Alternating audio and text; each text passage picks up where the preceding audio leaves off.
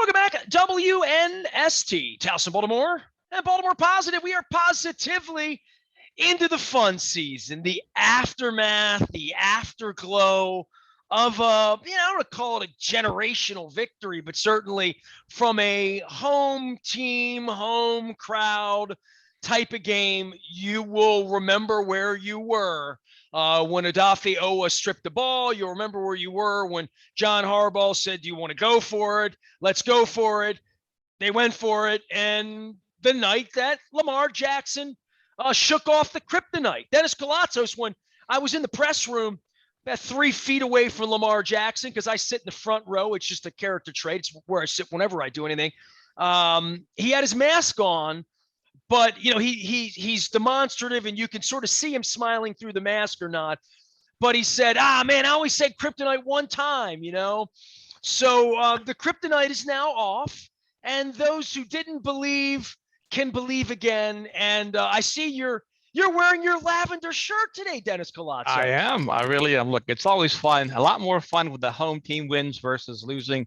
It would have been a disastrous loss. They would have dug themselves a deep hole going down 0-2, but they avoided that. And I guess Lamar has learned that whatever you put out there in the media takes life on its own. And even in the pregame show, the production on TV, they said, hey, the Chiefs are the Ravens' kryptonite. So Lamar has got to be careful. Hold on, the kid wore gold shoes last night on Monday night. Come on, man. You're asking for $40 million a year. Be worth $40 million a year. I paid $150 last night for my ticket. The seat next to me, the team was selling for $195, so they gave me a hell of a discount, right? For the tickets that I paid $35 for. Yeah. The lights go out now. It's like a hockey rink. Like it's a whole different. I looked around the stadium. It's 90% new people. When Ray Lewis is out there doing the Ray, I'm thinking, how many people have never seen this before? Wow. Lots of Lamar jerseys, lots of people that, probably weren't at games 20 years ago, right? Well, look, I'm glad to hear it's a different crowd. And I'm also very happy for all the rookies of last year, Patrick Queen and Malik Harrison and Justin Madubuike, to be able to experience the home crowd, right? That they didn't get the benefit of that last year. The place was deafening. You were there in person. I was home watching it on TV. Big ups to the fans. They were loud. You can see Patrick Mahomes covering his ears at several points during the game. So you can tell it was deafening in there, and it was just wonderful to see Baltimore football at the stadium once again. Dennis, I'm just making an offer to you, okay? Because of some situations, I happen to have a couple of front row tickets available next month for a couple of games. Maybe you want to return. If you do, the app wasn't working yesterday and I couldn't transfer them, but I'm going to try to transfer them if you need them. Dennis Koulatsos is here. Yeah, the excitement of being in there. I had a lot of observations, and I shared some of these with Luke because the obvious of the game and the running backs were trying to figure out who's wearing what number and who's 71. Oh, that's Ellis. He's not even in the program, and Freeman's not in the program. Like, it's crazy what they've done in 2 weeks. Not top to bottom, whether it's Eric DeCosta and George Kokinis scouting them up, getting with their agents, getting them into the program so you can hand them the ball twice and they can run 31 yards on a run before I even figure out who they are, literally. And this offensive line where Villanueva looked like a turnstile on the right side last week moves to the left, and he's pulling and smacking down on huge gainers, right? So all of that aside, the football, and I'll let you go on that. For me, the part where the fans and the experience, right? Like, I haven't been to a game in 2 years with fans. I walked to the game, didn't recognize people. Walked through the parking lot, said, who are these people? Walked up into parties. A couple people said hello, but it's completely turned over, the fan base. You and a dozen other buddies of mine, literally in the last week or two, said, not going. I'm thinking, Chiefs, prime time, Mahomes, not kids, want to stay home, been at home. Kids got my taste. Somebody, like a lot of my friends, this was the bail moment. Like, literally, I had a lot of friends not at the game Sunday night who have been to 200 Ravens games in their life, right? And for whatever reason, this felt like a time to take some time down. The people that went And I was very worried about this because as I walked through, I'm like, there's a lot of people having, if not their first experience, an expensive experience, an experience where, yeah, they want to see Mahomes be the MVP and all that, but they don't want to see us get our ass kicked the way maybe we thought during the week that could happen. Dennis, when the game ended, so I spent the first half in the upper deck and it was not loud. I said to my wife, they're pumping in sound. In the pregame, they were pumping in sound. They were the fan sound was not fully fanny. There was a third down where I tweeted out, it really got loud in here. Like, and I know the difference. I've sat in that seat for 23 years. I know what Ray Lewis dancing. I know what real sound is. I know what Welcome to the Jungle and Streets Have No Name. And I know every sound there is.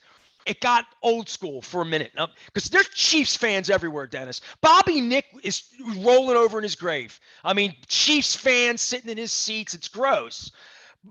They paid $195 to sit there. God bless them.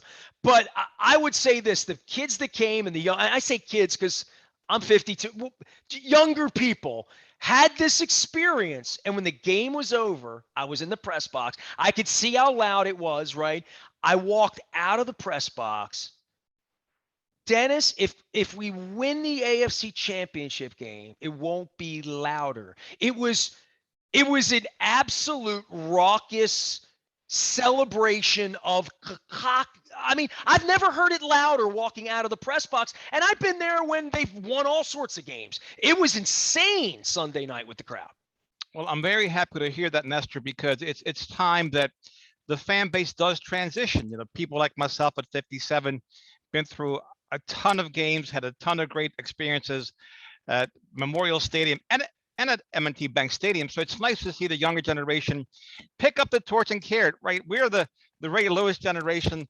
Let these young folks, embrace Lamar Jackson and Patrick Queen and Justin Matabuke and Marlon Humphrey and all these great players that the Ravens have. And I tell you what, maybe it is time to pass the torch on to this younger generation. And I'm glad that they're very loud, right? A lot of us, I got to get up at 4:30 in the morning. So to me, it's also these night games, these prime time games. They're great, for the brand, great for the Ravens, but for the folks that have to get up and at a fast advancing age and go to work the next day, it's a tall task, and it's also easier to click the button when the game is off. And look, it's a different experience at home as it is at the stadium. You know that. Well, if you're at home or at the stadium, you're on the WNST Coons 4 text service. You probably got some updates during the game on concussion protocol and all that. You said something awesome, though. You said the words prime time. I want to promote my friends at Wise Markets because on Sunday I went out for the signature crab cake, but we're waiting for the crab cake and they're boiling the crabs, just steaming the crabs, doing all this stuff. My wife's shopping. I look in the parking lot and the guy comes walking up with a number 37 jersey on. I looked at the front of him and I'm like, maybe he just likes the number 37. Maybe he was 37 years old and it was a gift. Or maybe it's the Deion Sanders jersey.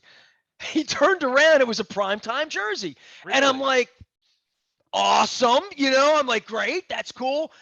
I saw two more of them at the game. I went to the game. I saw 37s. Like you said, prime time. And I'm like, oh, they're wearing it because it's a primetime game and it's in their jersey and they got 30. How many jerseys in your closet? Be honest. You know what? I'm going to say, top of my head, 12 to 15. It's a whole bunch of them. And this year, I received a gift in the offseason, number 78 with Villanueva in the back of it. And listen, he showed up big, and he is not a right tackle. He's a left tackle. That's where he's comfortable. That's where he's, it's like eating with your dominant hand. So he's back to his comfort level. And I still think it was a great signing because Ronnie Stanley's offseason, I mean, his injury notwithstanding, he's the one he's coming back from. He misses 3 or 4 games a year. And with this run-heavy offense, I think Villanueva is a fantastic fit. And it was great to see him reestablish himself as a very, very good left tackle. Harbaugh did not seem enthusiastic about Stanley in a way that would lead you to believe, oh, he's going to be okay. We'll have some news, but it was more like, oh, we'll have some news. And with Harbaugh, he's the worst BSer. He's like, literally, he's terrible. He should have stopped lying and just, I've always said, well, just be honest. They're going to figure the injury stuff out anyway. We got gambling involved now. How hard is it just to say, I'm going to say something or I'm not going to say something? But he's always hissy about it. But even more so, he's somber about it when he's got the podium and the player is out there. It feels like Ronnie and if Ronnie Stanley's playing in week 6, awesome. But I'm not expecting him to come back any quicker than Dobbins or any of the rest of these guys. And I've learned that with these injuries. Bateman too. Jimmy Smith. We'll see him when we see him. And until then, hey kid, Brandon Stevens, you go figure it out. Let's go win. Hey, you know what? Next man up, and no team espouses that philosophy better than their Baltimore Ravens.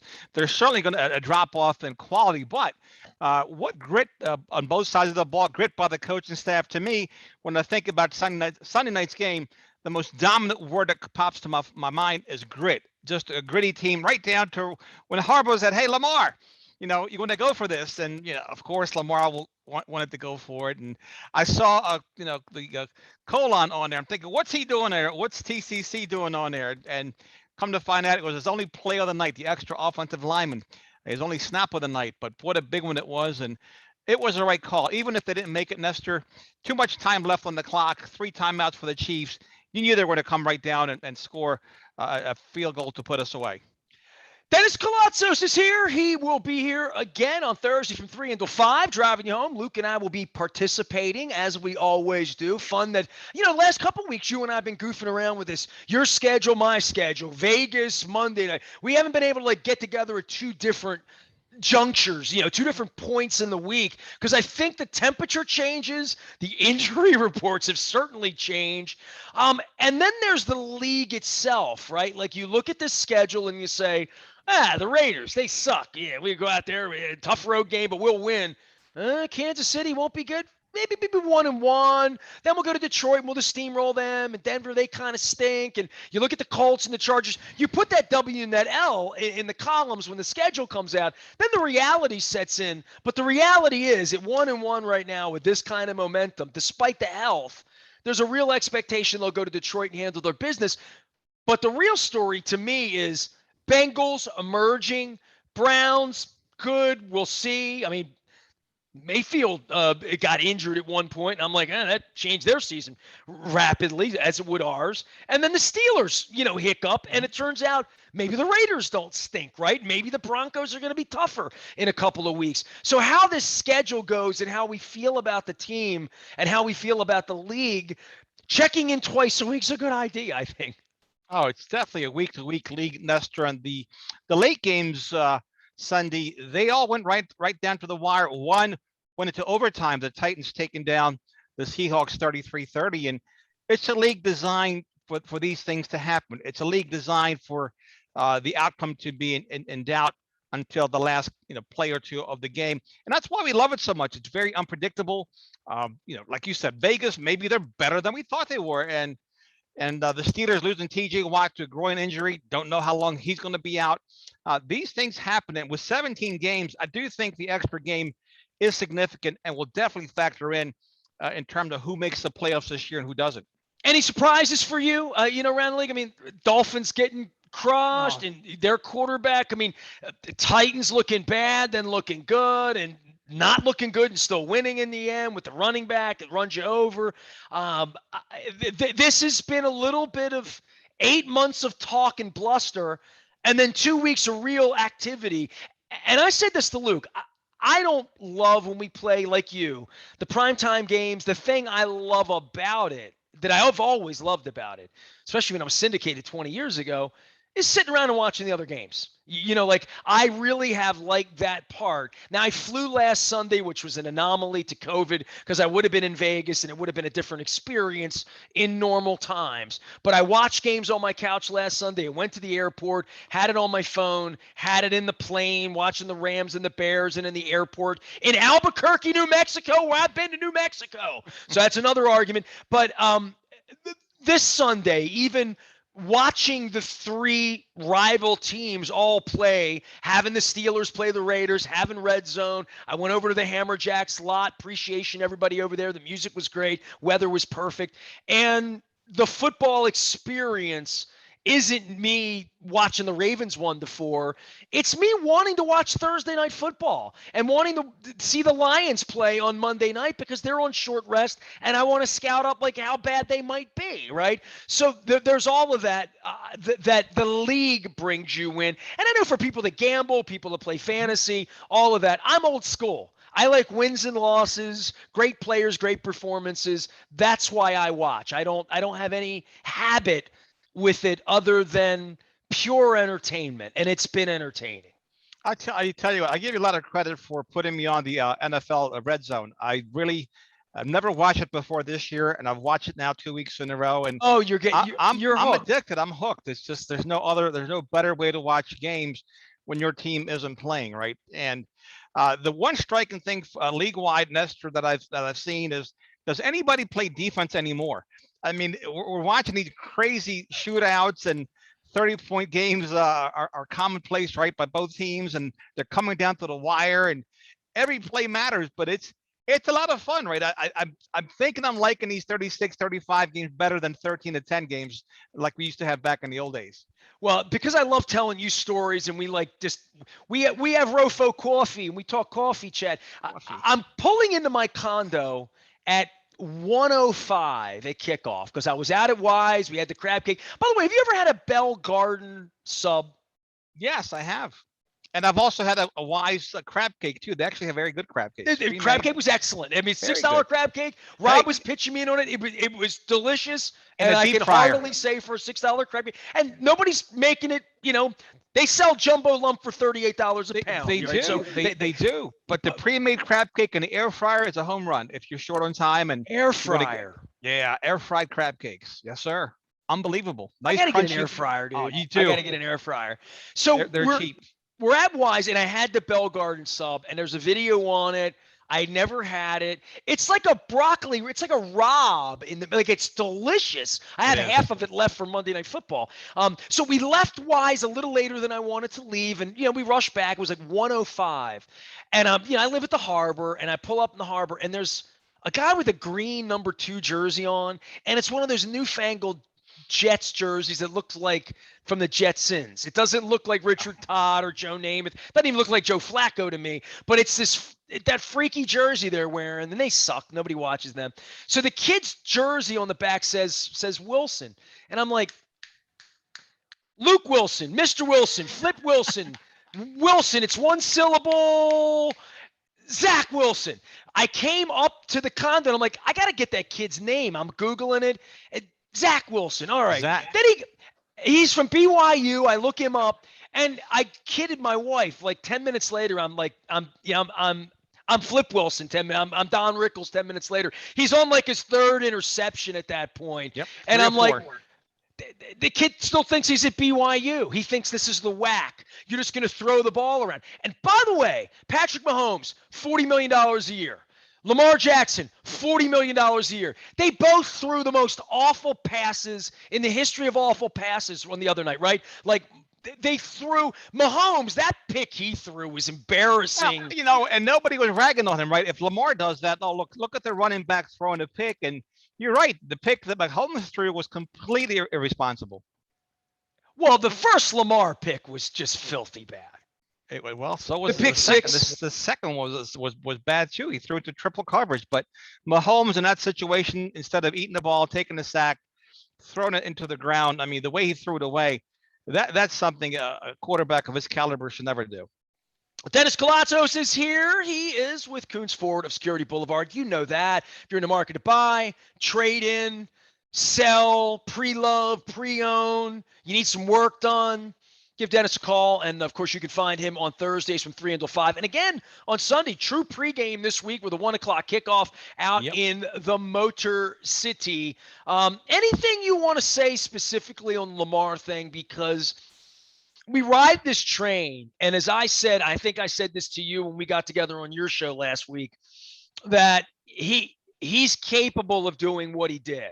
Now, whether he does it where the orchestra around him, he's also capable of throwing a pick six to start the game, right? And he's also capable of throwing a really bad triple coverage, just an awful pass. He's also capable of overthrowing Hollywood Brown on the second play of the game that would have been a touchdown. 9 out of 10 quarterbacks in the league make that pass, especially in the second play of the game. It's a timing play. It's something you've been practicing 80 times during the week. You feel like you're going to get the seam and get it open. You have to hit it.